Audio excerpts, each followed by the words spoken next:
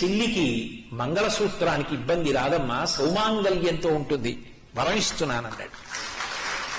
యజ్ఞం చేయమన్నారా, యాగం చేయమన్నారా? ఏడాదికి ఒక్కసారి భగినీహస్త భోజనం అని తోడ పుట్టిన దాని ఇంటికి వెళ్ళి అన్నం తినమన్నారు.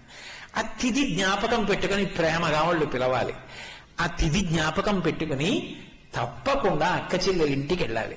అది లేని నాడు మీరెంతమంది అండి అంటే నాకు అక్క ఉంది, నాకు చెల్లుంది అని చెప్పుకుని మాత్రం ఉపయోగమే ఉంటుంది.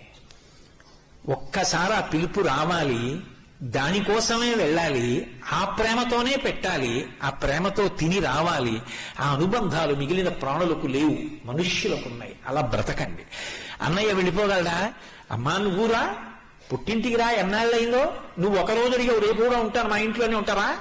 ఇప్పుడు యమునని తన ఇంటికి తీసుకెళ్ళాడు. వెంటనే ప్రేమ ఎప్పుడో వస్తానంటే కాదు, వచ్చేసేయి అని.